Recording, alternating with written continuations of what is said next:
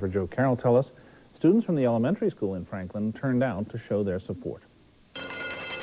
More than 140 little bells were ringing in the small town of Franklin today because the school's big bell was taking the day off. Yeah, let's not muscle the bell too much. That's because this bell is old, over 140 years old. During that time, it's only been moved twice. Today, it was moved a third time.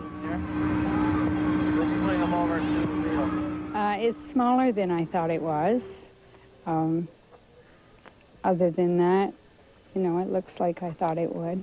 And former teacher Sandy Anderson remembers a time when the bell called her in from recess. Well, I guess it's been a signal for things to begin and end.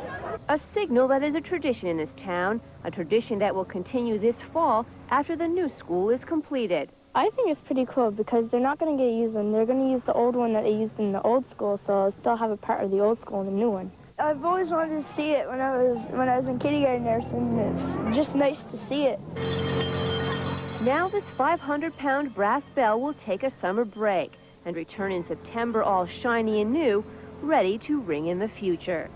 Catherine Malley, Channel 3 News in Franklin.